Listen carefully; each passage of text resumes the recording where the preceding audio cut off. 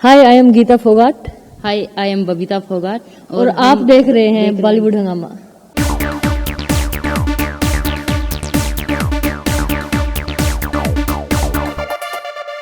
Now एक चीज जैसे मैंने अभी आपसे बता भी रहा था कि दैट नेशनल एंथम बॉम्बे में इनफैक्ट जब प्ले होता है आजकल, तो उसमें जो फीमेल स्पोर्ट्स पर्सन्स हैं उसमें उनका आता है।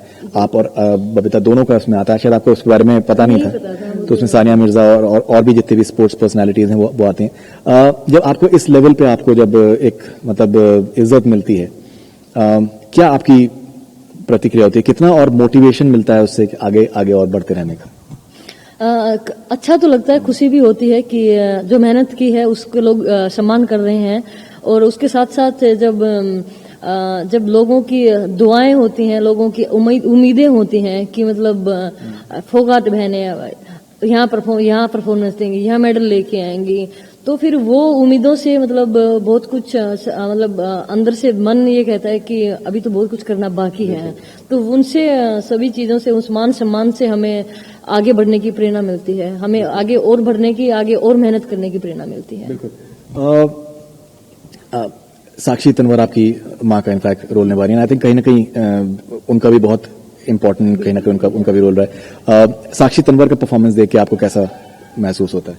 मुझे काफी अच्छा लगा, क्योंकि मैंने देखा है जब स्टिंग पे गए थे तो काफी अच्छा रोल निभा रहे थे। मम्मी का जो था वो सब कुछ, और जब सॉन्ग के अंदर जब बोल रहे हैं तो मम्मी का रोल निभा रहे हैं तो वो उन्होंने बिल्कुल परफेक्ट निभाया है। बिल्कुल। जब उन्होंने डायलॉग बोला कि 1 साल के लिए भूल जाओ कि तुम्हारी कोई माँ है, और फिर वो दोनों मतलब पैर छोड़ के भाग देते, पैर दबा देते हैं, अरे तुम तो मतलब अभी से छोड़ दिया। हाँ, तो मतलब और उनसे हम मिले भी हैं, तो मुझे माँ के किरदार में वो भी परफेक्ट जमती हैं। हाँ, क्योंकि हम सेट पे भी उनसे मिले हैं। तो एक उनको देख के मतलब जैसे उनको मूवी में दिखाया गया है तो बिल्कुल हरियाणवी भी लग रहे हैं। बिल्कुल। आखिरी सवाल मैं आप दोनों से पूछना चाहूंगा, जैसे आप लोग की जो बाउट्स मतलब मैंने पर्सनली देखी हैं, जैसे कि जब या फिर आपका एक जो इनफैक्ट विजुअल है जब आप रिंग में जब आप एंटर कर रही हैं, तो एक कहीं ना कहीं अभी जिस तरीके से आप इन लोगों को देख रहे हैं, ये लोग हंस भी रहे हैं, बोल भी रहे हैं, लेकिन जो कंसंट्रेशन लेवल आप लोगों का देखा है, जैसे आपका बाउट करते हुए देखा है या फिर जैसे आपका बाउट करते हुए देखा है, जिस तरीके से आप एंट्री हो रही है, कहीं ना कहीं बिल्कुल एकदम जैसे जिसको कहेंगे कि दैट जैसे अर्जुन को सिर्फ आंख नजर आ रही है, तो ये जो कंसंट्रेशन का है या फिर जो एक अलग किस्म की एनर्जी नजर आती है आपके पूरे उसमें, जिस तरीके से आप ग्रिप करती हैं अपने ओपोनेंट को,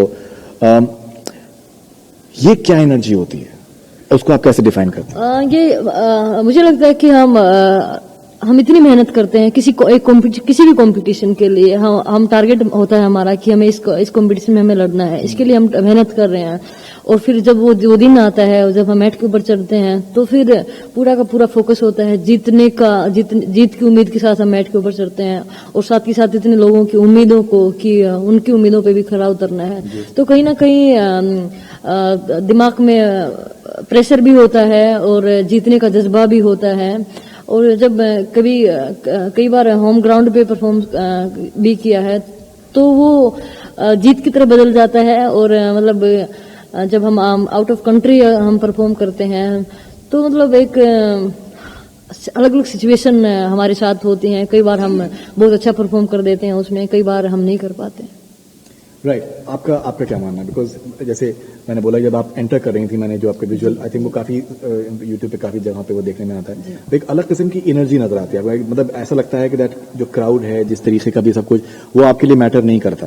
आप अलग दुनिया में। मैं अपनी बता सकती हूँ कि जिस दिन हमारा कंपटीशन होता है, तो उस दिन जब हम मॉर्निंग में उठते हैं, उस टाइम से लेके और जब तक मैट तक हम पहुंचते हैं, वो जो रास्ता है वो हमारे लिए बहुत डिफिकल्ट होता है।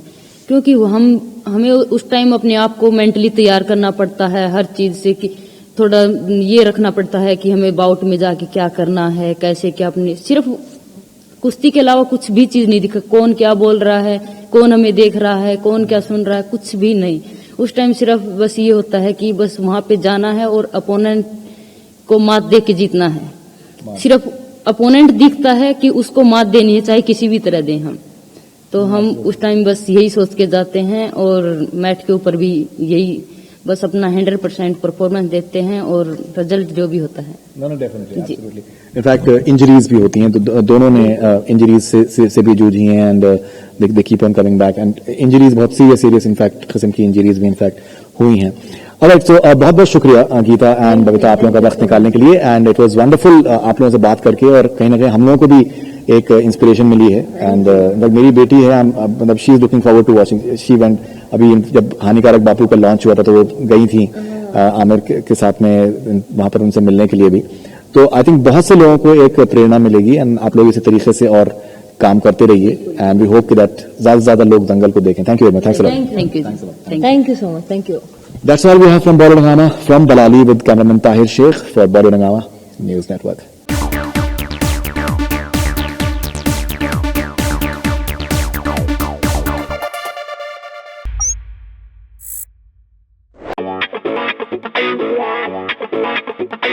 Yeah.